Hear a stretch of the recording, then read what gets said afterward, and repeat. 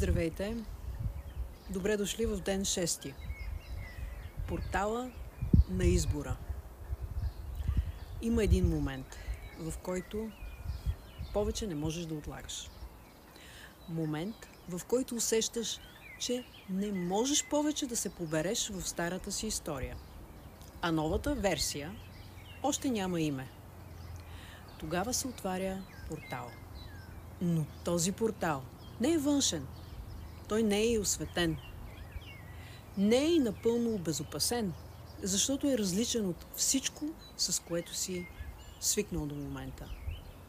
Той се отваря вътре в теб и те зове.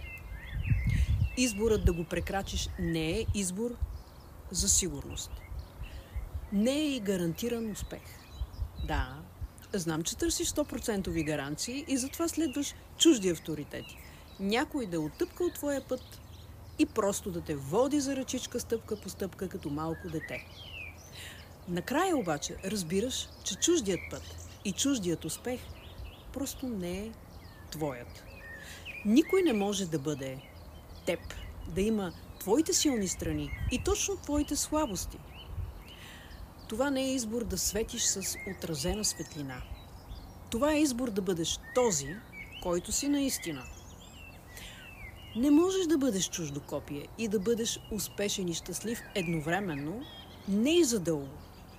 Сега е изборът да кажеш да на себе си, без маска, без преструвки и без готов сценарий.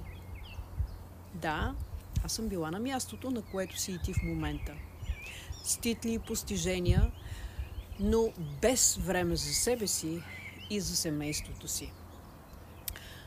Аз бях на място, което възнаграждаваше аналитичната ми природа и силна логика, но потискаше моята интуиция. Бях на място, където можех да се вихря стратегически, но без място за душата ми. И когато се осмелих да погледна вътре в себе си, се видях точно такава, каквато винаги съм била и каквато не винаги съм си позволявала да бъда.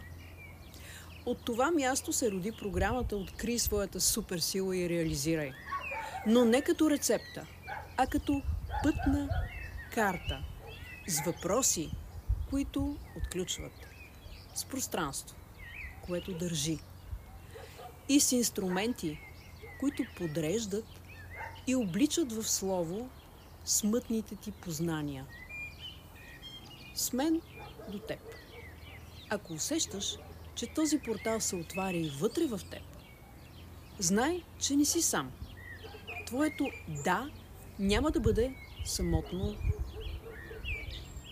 преживяване. То ще бъде придружено, подкрепено и отразено.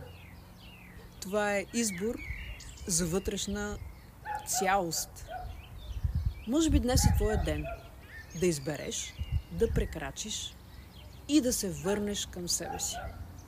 Ако усещаш, че това е твоят момент, просто ми кажи, можем да вървим заедно. Изборът е вътре в теб, а аз съм тук да те придружа. До после.